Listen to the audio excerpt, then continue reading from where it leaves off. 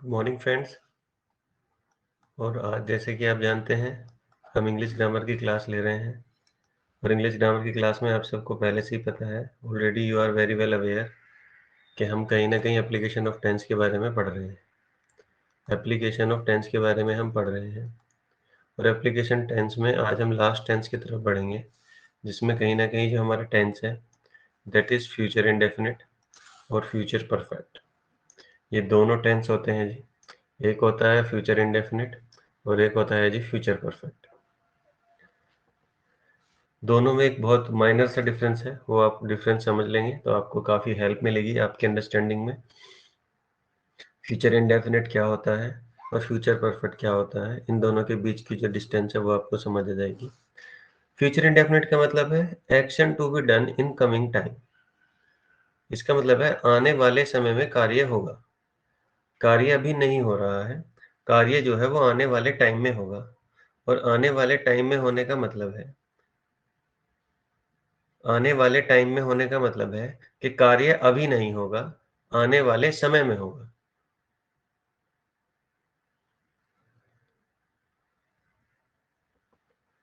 आने वाले समय में होगा। दूसरा दूसरी तरफ है फ्यूचर परफेक्ट। फ्यूचर परफेक्ट का मतलब है एक्सपेक्टेड कंप्लीशन ऑफ वर्क। कार्य पूरा होने की उम्मीद। कार्य के पूरा होने की उम्मीद कैसे? जैसे देखिए, दो सेंटेंस मैं आपको बताता हूँ। पहला, मैं कल दिल्ली जाऊंगा। आपने कहा मैं कल दिल्ली जाऊंगा। अब आप मुझे बताइए, आप दिल्ली आज जा रहे हैं या दिल्ली जाने का काम आप कल करेंगे? तो आप कहेंगे सर काम जो ना दिल्ली जाने का मैं कल करूंगा। सपोज कीजिए आप गाजियाबाद में रहते हैं, और गाजियाबाद से आपको दिल्ली जाना है। आपने आज की जगह क्या कहा कि कल मैं दिल्ली जाऊंगा। तो कल मैं दिल्ली जाऊंगा, इस बात का मतलब ये होता है माय डियर कि आप उस काम को आज नहीं करेंगे, आप उस काम को कब करेंगे? कल करेंगे। तो जब कार्य आने वाले समय में होगा, आज नहीं हो रहा कल होगा, तो वो किसमें बनेगा माय डियर? फ्यूचर इंडेफिनिट में। और सिंपल कर देता हूं, आपने कहा नेक्स्ट ईयर। नेक्स्ट ईयर जो है मैं आईआईटी के लिए एग्जाम दूंगा। नेक्स्ट ईयर आईआईटी का एग्जाम मैं दूंगा। तो नेक्स्ट ईयर आप आईआईटी का एग्जाम देंगे, इसका मतलब उस काम को आप अब नहीं कर रहे, प्रेजेंट में नहीं कर रहे, उस काम को आप कब करेंगे? आने वाले साल में, यानी कि नेक्स्ट ईयर में। तो जब भी काम आने वाले समय में होगा, काम आने वाले समय में होगा, तो वो हमेशा किस में बनेगा? फ्यूचर इंडेफिनिट में।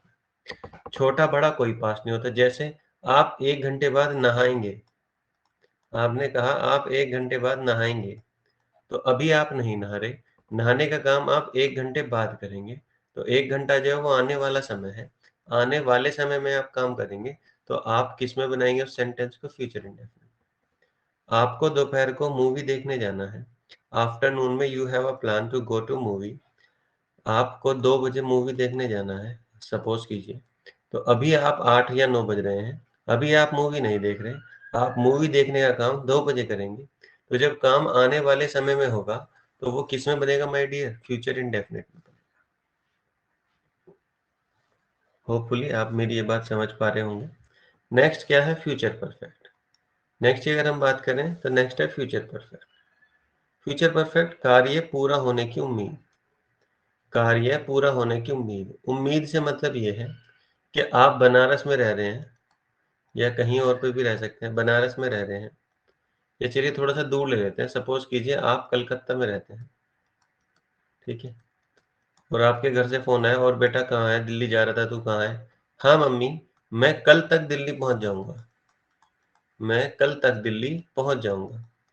ये आज आप अपनी मम्मी से बात कर रहे हैं और फोन आया आपकी मम्मी का और आपने कहा हाँ मम्मी कल तक मैं दिल्ली पहुंच जाऊंगा।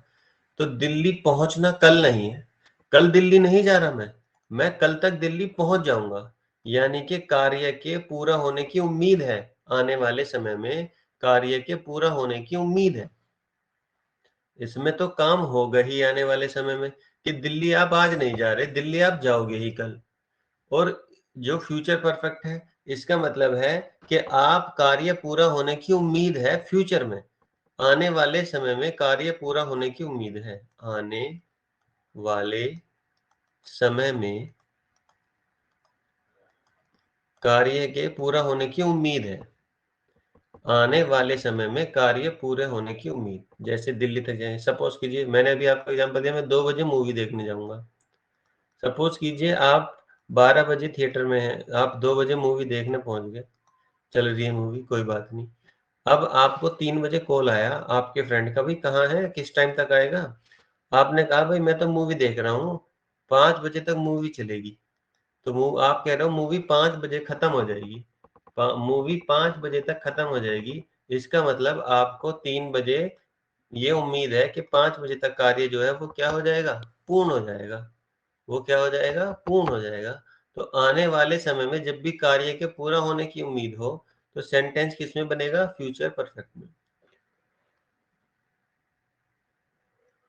और एग्जांपल ले लेता हूं, जैसे आप अभी तैयारी कर रहे हो, ठीक है, आप अभी तैयारी कर रहे हो किसी भी गवर्नमेंट जॉब की। अब गवर्नमेंट जॉब की तैयारी कर रहे हो तो आपके पापा ने पूछा भाई कब तक नौकरी लग जाएगी? आपने कहा पापा 2050 तक नौकरी लग जाएगी। ठीक है, हंसना नहीं है, कि पापा 2050 तक नौकरी लग जाएगी। तो आपको उम्मीद है कि आपकी जॉब 2050 तक लग जाएगी। तो इसका मतलब कार्य जो है वो कहाँ होने वाला है, आने वाले समय में पूरा होने वाला है जॉब लगने का। मैं चाहता हूँ आपकी जॉब 2025 तक या 24 तक ही लग जाए। तो गवर्नमेंट जॉब की तैयारी कर रहे हैं और आप कह रहे हैं 2025 तक लग जाएगी। तो इसका मतलब आप उस काम को आने वाले समय में पूरा कर दोगे। या आपके बॉस ने आपको एक प्रोजेक्ट दिया और उस प्रोजेक्ट में आपसे कहा कि मुझे ये 3 घंटे में कंप्लीट चाहिए, आज शाम को घर जाने से पहले मेरे को सबमिट करना है। तो आपके पास आपका दोस्त है और भाई क्या कर रहा है, कब तक लगा रहेगा इस प्रोजेक्ट में? तो उसने कहा 5 बजे तक मुझे ये काम कंप्लीट करना है, 5 बजे तक मुझे ये काम कंप्लीट करना है। तो यानी कि 5 बजे तक आने वाले समय में उस कार्य के पूरा होने की क्या है, उम्मीद है। होगा या नहीं होगा ये तो कोई भी नहीं जानता, सब कुछ अनसर्टेन होता है। लेकिन जब भी कोई कहीं ना कहीं कार्य के पूरा होने की उम्मीद हो आने वाले समय में, तो इट इज कॉल्ड कि वो फ्यूचर परफेक्ट में बनेगा। अब इन दोनों में अंतर क्या है? देखिए, फ्यूचर इंडेफिनिट में तो आपको विल और शैल के साथ वर्ब की फर्स्ट फॉर्म लगानी पड़ती है, ये आपको बचपन से पता है। फ्यूचर परफेक्ट में विल हैव और शैल हैव प्लस वर्ब की थर्ड फॉर्म आती है। विल के साथ हैव, शैल के साथ हैव प्लस वर्ब की थर्ड फॉर्म आती है। अब इन दोनों में मेजर डिफरेंस जो है, अगर आप लोगों को कोई दिक्कत है तो मैं आपको बता दूं। अगर आपको मेरी ये बात समझ नहीं आई है कि कार्य आने वाले समय में होगा या आने वाले समय में उसकी पूरी होने की उम्मीद है, अगर ये वाला लॉजिक आपको समझ में नहीं आया, तो आप इस तरीके से याद रख सकते हैं, it is time bound. Future perfect जो होता है ये टाइम बाउंड होता है। टाइम बाउंड का मतलब है इसमें समय सीमा निर्धारित होती है। इसमें जो समय सीमा है वो निर्धारित होती है। और अगर समय सीमा निर्धारित हो गई तो वो सेंटेंस फ्यूचर परफेक्ट में बनता है। और यदि समय सीमा निर्धारित नहीं है तो वो फ्यूचर इंडेफिनिट में बनता है।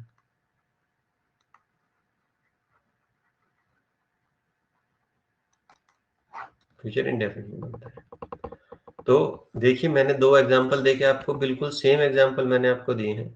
आपको डिफरेंस देखना है और समझना है कि क्या डिफरेंस है। जैसे all of us will complete this project next week. हम इस प्रोजेक्ट को नेक्स्ट वीक कंप्लीट करेंगे।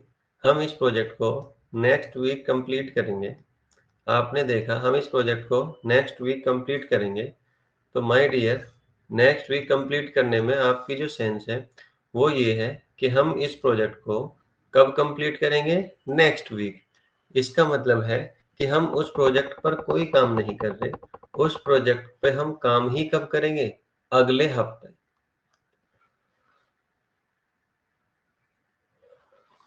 अगले हफ्ते हम उस प्रोजेक्ट को कंप्लीट करेंगे। अगले हफ्ते उस प्रोजेक्ट को कंप्लीट करेंगे। कंप्लीट होगा कब ये हमें पता नहीं, लेकिन हम उस पर काम करना ही शुरू कब करेंगे, नेक्स्ट वीक। अब इसी के नीचे एक सेम सेंटेंस है, आप देखेंगे कोई चेंजेस नहीं है नीचे वाले सेंटेंस में, सेम सेंटेंस है। All of us will complete this project by next week. हम इस प्रोजेक्ट को, अब इसमें आप देखेंगे तो मैंने सिर्फ क्या किया है, एक वर्ड ऐड किया है बाय। और देखेंगे तो और कुछ भी नहीं लिखा उस सेंटेंस में, और नीचे वाले सेंटेंस में और कोई अंतर नहीं है, बाय लगा है सिर्फ, बाकी सेंटेंस सेम है। लेकिन इस बाय के लगने से फर्क पड़ जाता है, क्योंकि ये जो बाय है, ये बाय अर्थ देता है तक का। किसका मीनिंग देता है? तक का। वैसे तो ये इंटेरो उसमें पैसिव सेंटेंस में बाय का मतलब होता है के द्वारा, लेकिन एक्टिव सेंटेंस में बाय का मतलब क्या होता है? तक। अब नीचे वाले सेंटेंस का मतलब है कि हम सब इस प्रोजेक्ट को अगले हफ्ते तक खत्म कर लेंगे। अगले हफ्ते तक खत्म कर लेंगे, नेक्स्ट वीक तक खत्म कर लेंगे। और जैसे ही बाय लग जाता है, यानी कि तक लग जाता है, तो ये टाइम को क्या कर देता है माय डियर? बाउंड करता है। बाउंड करने का मतलब ये समय सीमा को निर्धारित कर देता है। अब दोनों सेंटेंस का, एग्जाम्पल 1 का और एग्जाम्पल 2 का अगर आप डिफरेंस निकालेंगे, तो दोनों का जो डिफरेंस है वो सिर्फ बाय सेंटेंस से पड़ रहा है। और बाय क्या करता है? टाइम को बाउंड कर देता है। जो एग्जाम्पल 1 है, उसका मतलब है कि हम सब इस प्रोजेक्ट को नेक्स्ट वीक कंप्लीट करेंगे, यानी कि अभी हम उस प्रोजेक्ट पे कोई काम नहीं कर रहे। उस प्रोजेक्ट पे काम करने का टाइम हमें अगले वीक मिलेगा, तो हम अगले हफ्ते करेंगे। जबकि सेकंड सेंटेंस का मतलब है कि all of us will complete this project by next week. हम अगले हफ्ते तक इस प्रोजेक्ट को खत्म कर देंगे, यानी कि अगले हफ्ते तक तो इस काम को पूरा करने की उम्मीद है। तो माय डियर, जब भी टाइम बाउंड हो जाए या समय सीमा निर्धारित हो जाए सेंटेंस में, तो आप समझ लेना, जब ये बाय लग गया तो ये टाइम को बाउंड कर रहा है। अगर टाइम बाउंड है तो फिर वो फ्यूचर इंडेफिनिट में नहीं बन सकता, फिर उस सेंटेंस को बनाना पड़ता है आपको फ्यूचर परफेक्ट में। तो विल कंप्लीट किस में चेंज हो जाएगा my dear? Will have completed. तो all of us will have completed this project by next week. तो हम सब इस प्रोजेक्ट को अगले हफ्ते तक खत्म कर देंगे। इस प्रोजेक्ट को अगले हफ्ते तक खत्म कर देंगे। All of us will have completed this project by next week. By अर्थ देता है तक का, और ये टाइम को बाउंड करता है। अब आप कहोगे सर हमें कैसे पता लगेगा टाइम बाउंड होता है? देखिए, टाइम बाउंड दो ही शब्द करते हैं, बाय और बिफोर। बाय का मतलब है तक, बिफोर का मतलब है से पहले। दोनों वर्ड टाइम को बाउंड करते हैं। दोनों वर्ड टाइम को बाउंड करते हैं। दोनों वर्ड टाइम को बाउंड करते हैं। जैसे मैं एग्जांपल देता हूं। अब उसने लिखा he will take food before 2 PM। वह 2 बजे से पहले खाना खा लेगा। इसकी हिंदी बनती है he will take food before 2 PM। वो 2 बजे से पहले खाना खा लेगा।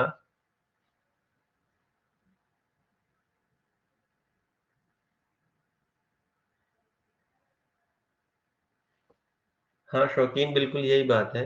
टाइम बाउंड है। टाइम बाउंड का वो लिए मैंने बताया ना, टाइम बाउंड के ये वर्ड है बाय और बिफोर, ये दोनों टाइम को बाउंड कर देंगे, जिस भी सेंटेंस में आ जाएंगे।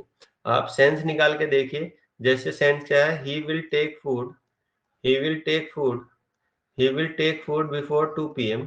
वह 2 बजे से पहले खाना खा लेगा। इट मीन्स कि वो 2 बजे से पहले उस काम को कंप्लीट कर लेगा।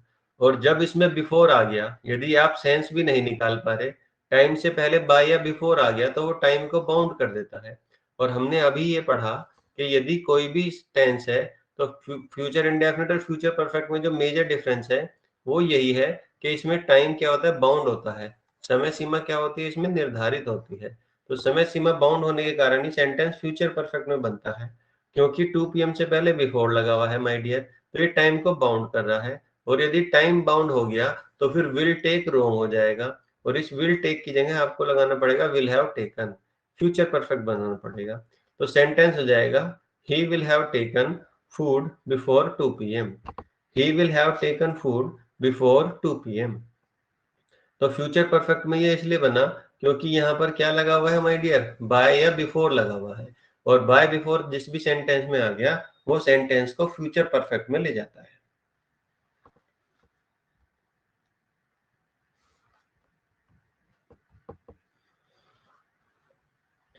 अब देखिए, बाय और बिफोर की ग्रामर होती है, आपको ये समझनी पड़ेगी। बाय और बिफोर की ग्रामर होती है बहुत ही बढ़िया।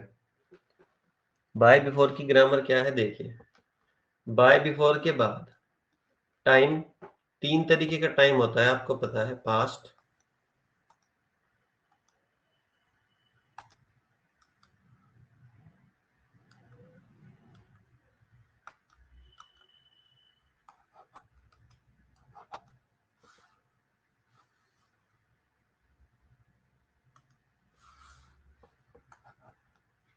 3 तरीके का टाइम होता है, देखिए। पहला होता है पास्ट, प्रेजेंट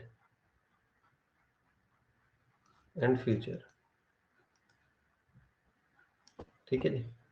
अब देखिए बाय बिफोर के बाद एक ग्रामर आती है, बहुत ही बेहतरीन ग्रामर है, आप लोग प्लीज ध्यान से समझिएगा इसे। वो कहते हैं बाय बिफोर के बाद, यानी कि बाय और बिफोर के बाद, दोनों के बाद है। बाय और बिफोर दोनों के बाद यदि टाइम पास्ट से रिलेटेड है, पर्टेनिंग टू पास्ट, संबंधित, पर्टेनिंग टू पास्ट, यदि वो संबंधित है पास्ट से, तो सेंटेंस किस में बन जाएगा? पास्ट परफेक्ट में। यदि बाय बिफोर के बाद टाइम जो है वो किस में दे रखा है? फ्यूचर या प्रेजेंट में, तो सेंटेंस किस में चेंज हो जाएगा? Future perfect. बिल्कुल ध्यान से समझिएगा शौकीन। फ्यूचर इनफाइनाइट में कैसे होगा? वो तो सिंपल है, बस फ्यूचर का टाइम दे देंगे, जैसे मैंने आपको लास्ट में एग्जांपल दिया, ये देख, मैंने आपको लास्ट में एग्जांपल दिया है ना, ये वाला, आप इसे देखेंगे तो कोई जरूरत ही नहीं पड़ेगी आपको। यही है, ये एग्जांपल है ना, all of us will complete this project next week, बस नेक्स्ट वीक होगा, उसमें कोई टाइम बाउंडेशन होगी नहीं। फ्यूचर का टेंस होगा तो ऑटोमेटिकली वो फ्यूचर इंडेफिनिट में बनेगा, विल कंप्लीट ही रहेगा। ठीक है, वो विल कंप्लीट ही रहेगा, उसमें और कुछ कर नहीं पाएंगे आप। लेकिन जैसे ही बाय बिफोर या टाइम बाउंडेशन आएगी, तुरंत आपको फ्यूचर परफेक्ट में चेंज करना पड़ेगा, है ना। चलिए,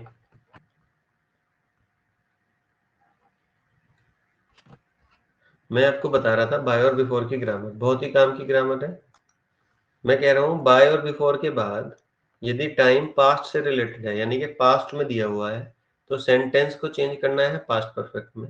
और यदि बाय बिफोर के बाद टाइम फ्यूचर या प्रेजेंट से रिलेटेड है, फ्यूचर या प्रेजेंट से रिलेटेड है, तो सेंटेंस किस में चेंज हो जाएगा? फ्यूचर परफेक्ट में। जैसे ये एग्जांपल देखिए, इन्होंने दिया by the end of last month, पिछले महीने के आखिर तक, पिछले महीने के आखिर तक I learn all the lesson, मैंने सारे लेसन याद कर लिए थे। अब आपको देखो, जैसे ही बाय या बिफोर दिखे, ये ग्रामर को तुरंत याद करना है। अब आप देखो बाय के बाद क्या लगा हुआ है? By the end of last month, तो बाय के बाद जो टाइम है, कहीं पर भी दे सकते हैं वो, by the end of last month, last month का मतलब होता है पिछला महीना, मैं पहले ही बता चुका हूँ, पिछला महीना। तो आप मुझे बताइए शौकीन, पिछला महीना पास्ट है फ्यूचर है? शौकीन आप बताइए, लास्ट मंथ पिछला महीना पास्ट है या फ्यूचर है या प्रेजेंट है? पास्ट है, वेरी गुड। अब आपको पता चल गया कि बाय के बाद जो टाइम दे रखा है वो पास्ट में दे रखा है। और आपने अभी पढ़ा बाय के बाद यदि टाइम पास्ट में हो तो सेंटेंस किस में चेंज हो जाएगा माय डियर? पास्ट परफेक्ट में। और सेंटेंस यदि पास्ट परफेक्ट में चेंज हो जाएगा तो ये कहते हैं कि ये जो लर्नड है ये रोंग है, इसको पास्ट परफेक्ट में बनाइए और इसकी जगह पे क्या आएगा? Had learned. This will change into had learned. क्यों? क्योंकि वो ग्रामर ये कहती है बाय या बिफोर की, कि यदि टाइम बाय या बिफोर के बाद पास्ट में है तो सेंटेंस चेंज हो जाएगा पास्ट परफेक्ट में। तो हैड लर्नड हो गया, लर्न की जगह क्या हो गया? Had learned. इसी तरीके से आप देखेंगे, इसी तरीके से आप देखेंगे, नीचे एक एग्जांपल है, he will learn this lesson bye now, he will learn this lesson bye now. अब बाय के बाद क्या दिया हुआ है? नाउ दिया हुआ है, और नाउ का मतलब क्या होता है? अब। आप इसे प्रेजेंट भी मान सकते हैं और फ्यूचर भी मान सकते हैं, दोनों ही कंडीशन में। आपको पता है बाय या बिफोर के बाद यदि टाइम प्रेजेंट या फ्यूचर में है तो सेंटेंस किस में चेंज हो जाएगा? फ्यूचर परफेक्ट में।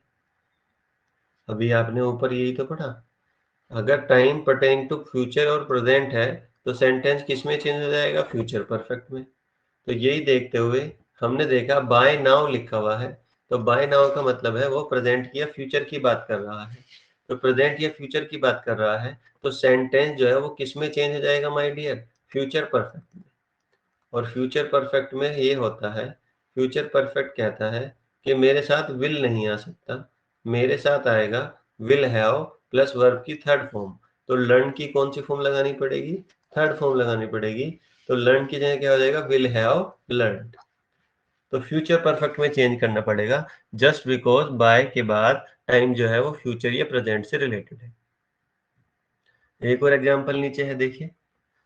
बाय के बाद टाइम दिया, by the time he reached home. अब देखिए रीच की कौन सी फॉर्म दे रखी है, सेकंड फॉर्म। अब आपको पता होना चाहिए सेकंड फॉर्म सिर्फ एक ही टाइम टेंस में आती है, that is past indefinite. Second form किस में आती है, सिर्फ पास्ट इंडेफिनिट में। अब आपने देखा बाय के बाद जो है वो कौन सा टाइम दिया रखा है, पास्ट का टाइम दे रखा है। बाय के बाद क्या टाइम दे रखा है, पास्ट का। भाई भले ये पास्ट का टाइम आपको पता नहीं लग रहा, लेकिन आप देखिए टेंस कौन सा है, पास्ट इंडेफिनिट। पास्ट इंडेफिनिट यदि टेंस है तो इसका मतलब ये किसको डिनोट कर रहा है, पास्ट को। तो बाय के बाद क्या दे रखा है, पास्ट का टाइम दे रखा है। तो वो कहते हैं, अभी आपने ऊपर देखा बाय या बिफोर में यदि उनके बाद पास्ट दे रखा है, बाय या बिफोर के बाद पास्ट है, तो सेंटेंस किस में चेंज हो जाता है माय डियर, पास्ट परफेक्ट में। और पास्ट परफेक्ट कहता है कि मेरे साथ वर्ब की सेकंड फॉर्म नहीं, हैड प्लस वर्ब की थर्ड फॉर्म आएगी। तो by the time he reached home, by the time he reached home, it started की जगह हो जाएगा it had started raining, it had started raining. By the time he reached home, reached क्या है, second form है past की। तो bye के बाद जो टाइम है वो पास्ट में है। तो हमने अभी ऊपर पढ़ा कि यदि बाय या बिफोर के बाद टाइम पास्ट में हो तो सेंटेंस पास्ट परफेक्ट में चेंज हो जाता है। पास्ट परफेक्ट में सेंटेंस चेंज हो जाता है तो ये कहते हैं स्टार्टेड रॉन्ग हो जाएगा। इसकी जगह पे आपको हैड स्टार्टेड करना पड़ेगा, इसकी जगह पे आपको हैड स्टार्टेड करना पड़ेगा। बताइए कोई डाउट है शौकीन आपको कि सर मुझे बाय बिफोर की ग्रामर समझ नहीं आई है, या कोई भी आपको बात है। ये बहुत इंपॉर्टेंट ग्रामर है और आप देखेंगे बहुत सारे एग्जाम्स में इससे आपको क्वेश्चन मिलते हैं।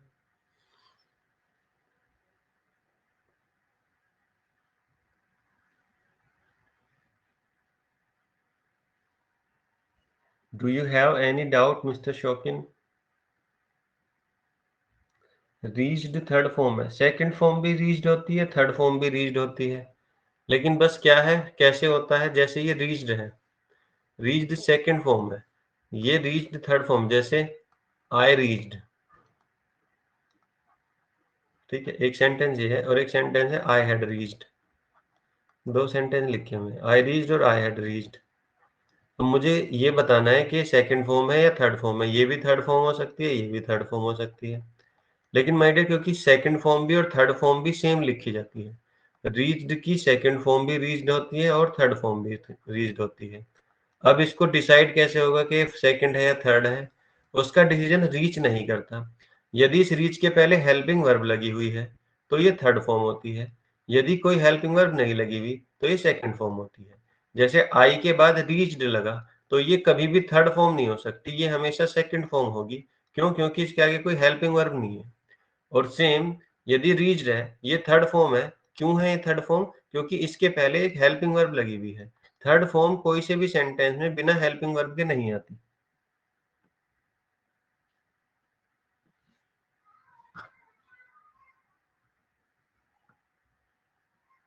हाँ, हेड के साथ, बिल्कुल। हेड के साथ लगने से स्टार्टेड थर्ड फॉर्म हो जाती है और यहाँ पे जो स्टार्टेड है ये सेकंड फॉर्म है, क्योंकि इसके आगे कोई हेल्पिंग वर्ब नहीं लगी हुई। हेड के लगने से वो क्या हो गई है, थर्ड फॉर्म बन गई। जितनी भी सेकंड थर्ड फॉर्म,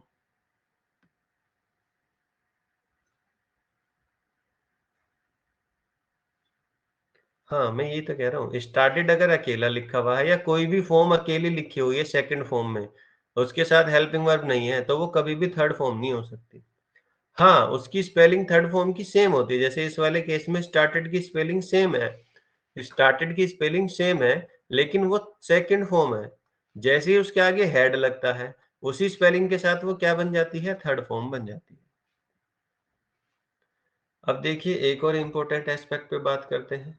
जैसे हमने पास्ट परफेक्ट पढ़ा था, वहां पे हमने दो एक्शंस पे बात की थी कि यदि दो एक्शन एक साथ हो, यदि two actions are given in future, जैसे दो एक्शन पास्ट में हो सकते थे कि पहले मैंने बाइक खरीदी उसके बाद मोबाइल खरीदा, ऐसे ही फ्यूचर में भी हो सकते हैं, पहले मैं बाइक खरीदूंगा उसके बाद मैं कहीं ना कहीं मोबाइल खरीदने जाऊंगा, या पहले मैं मामा के घर जाऊंगा उसके बाद मैं अपने दोस्त से मिलने जाऊंगा। तो इस तरीके से फ्यूचर में भी दो एक्शन हो सकते हैं। जब फ्यूचर में दो एक्शन है, कॉन्सेप्ट वही है, दो का एक्शन है, उसमें कोई सेम टाइम का या डिफरेंट टाइम का कोई कॉन्सेप्ट नहीं है, जैसे पास्ट में था। यहाँ पे सिंपल है, एक काम पहले होगा, एक काम बाद में होगा। तो अब जो काम पहले होगा, अर्लियर एक्शन, वो बनेगा फ्यूचर परफेक्ट में। जो काम बाद में होगा, वो बनेगा प्रेजेंट इंडेफिनिट में। बस ये ध्यान रखना, वो फ्यूचर इंडेफिनिट में नहीं बनेगा, वो किस में बनता है, प्रेजेंट इंडेफिनिट में।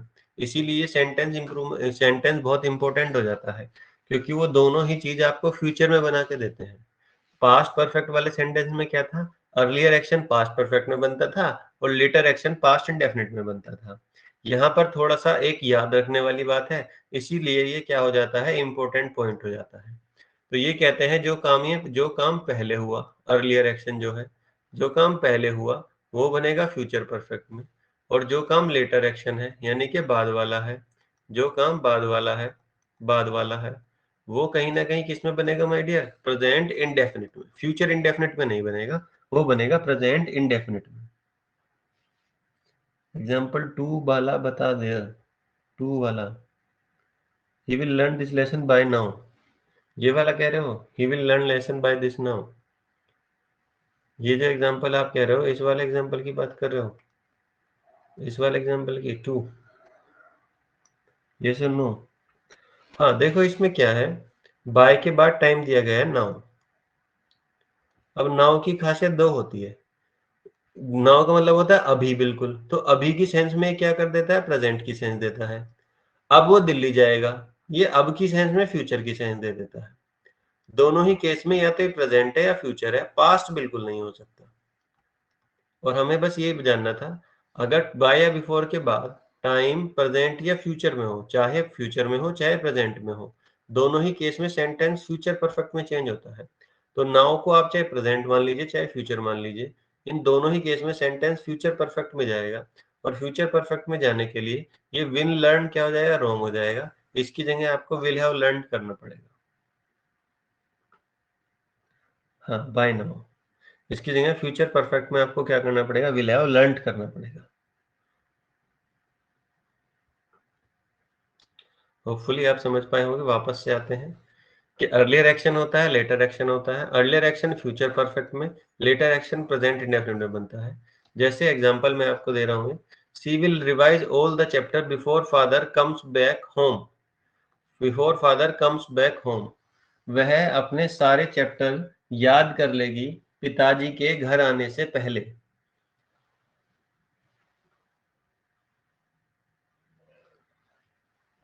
देखिए, वो अपने सारे चैप्टर याद कर लेगी पिताजी के घर आने से पहले। She will learn, she will learn all the chapters before fathers come back home.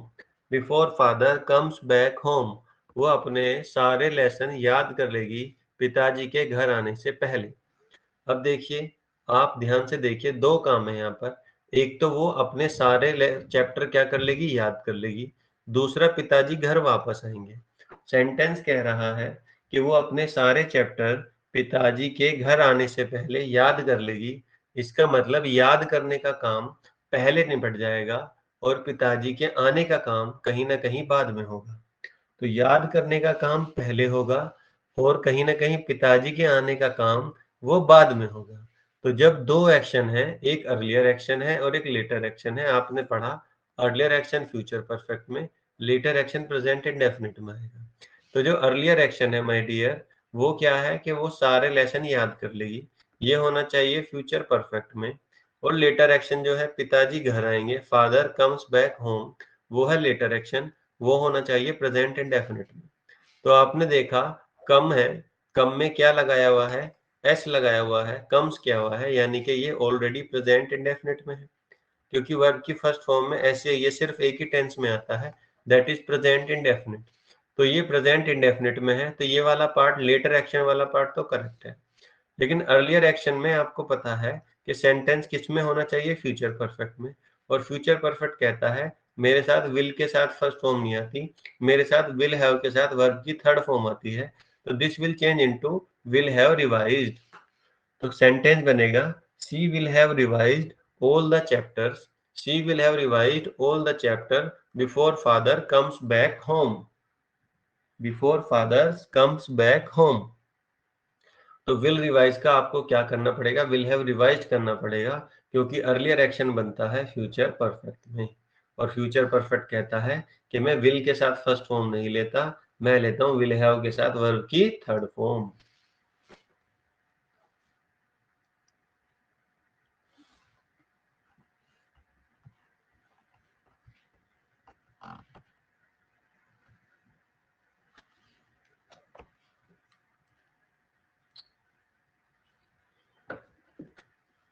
ठीक है माय डियर शौकीन, कोई डाउट है तो आप बताइए, मैं उसे और एक्सप्लेन कर देता हूं।